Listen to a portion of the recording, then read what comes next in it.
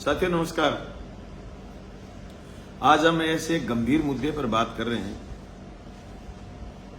जिस मुद्दे पर पूरे देश का ध्यान है और एक बहुत बड़ा गंभीर सवाल पूरा देश कर रहा है।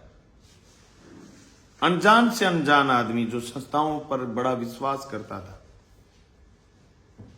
उन संस्थाओं की होती हुई कमजोरी और उठ रहे सवालिया निशानों पर लोग बात कर रहे हैं। जो थोड़े दिन पहले 2 चरणों के चुनाव हुए, ये देश का आम चुनाव आने वाली 5 साल के लिए सरकार तय करेगा।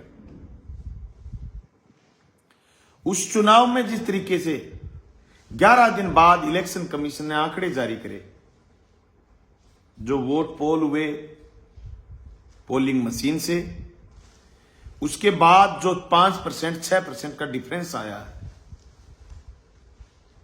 लोग इस सवाल का उत्तर चाह रहे हैं कि इतना बड़ा डिफरेंस कैसे आया। क्या पोस्टल वोटों से आया? क्या बुजुर्गों के असहाय लोगों के वोटों से आया? अगर इन दोनों से 1% 1.5% अंतर आ जाए तो आखिर 5 और 6% अंतर कैसे आया? ये बहुत बड़ा सवाल है। एक जमाना था जब इलेक्शन कमीशन पर कोई अंगुली उठती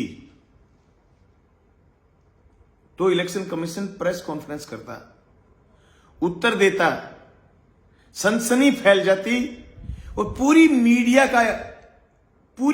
का एक पार्ट उस मुद्दे पर बात करता। आज लोग सवाल कर रहे हैं विपक्ष के लोगों से कि इसका उत्तर बताइए। उत्तर क्या बताएं? क्या उनको यह बताएं कि निर्भया कांड हुआ,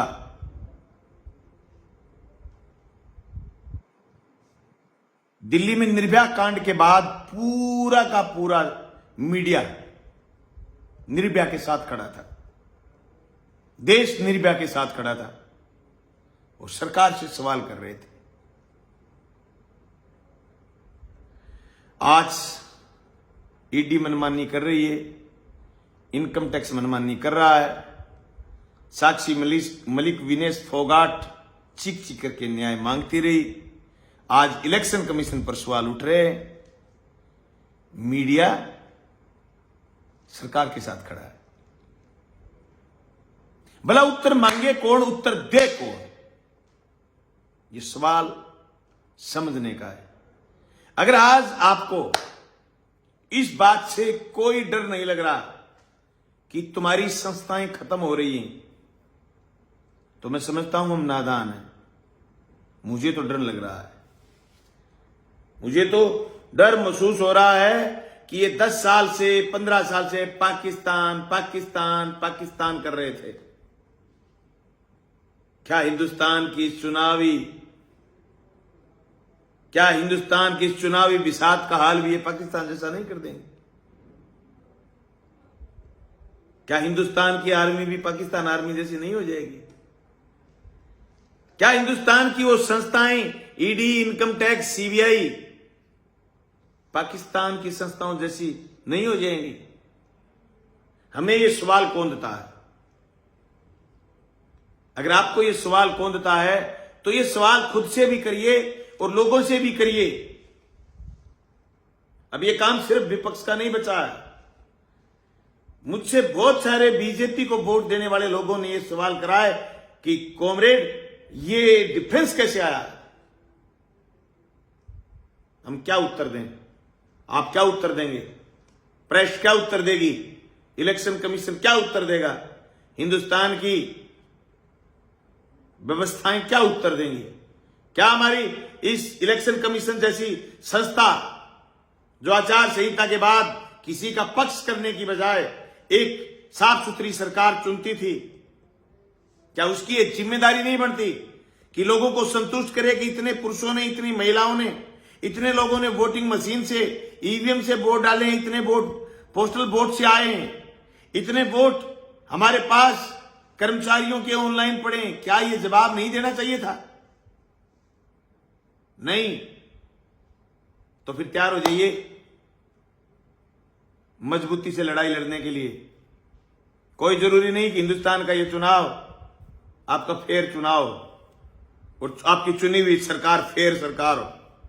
तो फिर एक ही हल बचता है, जो किसान आंदोलन में काले कानूनों के खिलाफ किसान इकट्ठे होकर के लड़े। मैं अगले 5 चरणों के मतदाताओं से निवेदन करना चाहूंगा। हम भादरा के पूर्व विधायक बलवान पूनिया एक छोटे से कार्यकर्ता हैं। इस डेमोक्रेसी में हम आपसे निवेदन कर रहे हैं कि हिंदुस्तान को बचाना है, संस्थाओं को बचाना है, हिंदुस्तान को मजबूत करना है, तो स्पष्ट फेयर चुनाव करिए और फेयर चुनाव के लिए बोलिए, ताकि आने वाले 5 चरणों में कोई गड़बड़ी करने की हिम्मत नहीं करे। आपका बहुत बहुत धन्यवाद। आप सब साथियों को धन्यवाद। आप समझ गए होंगे कि गड़बड़ कौन कर रहा है, गड़बड़ कौन करवा रहा है और चुनाव आयोग जवाब क्यों नहीं दे रहा है। क्योंकि सुप्रीम कोर्ट का चुनाव आयोग की नियुक्ति से जिस दिन नाम हट गया था, उसी दिन तय हो गया था कि चुनाव आयोग के लोग चुनी हुई वर्तमान सरकार के ही लोग होंगे, जिनकी नीयत पर सवाल उठाए जा सकते हैं। इसलिए चुनाव आयोग से कहना चाहते हैं कि आप अपनी अस्मिता बचाने के लिए, आप अपनी इज्जत बचाने के लिए इस देश के संविधान के अंतर्गत चुनाव आयोग की जो डिग्निटी है, जो सम्मान है, उसको बचाने के लिए फेयर चुनाव कराएं। ऐसी हम उम्मीद करते हैं। जय हिंद, जय भारत, नमस्कार।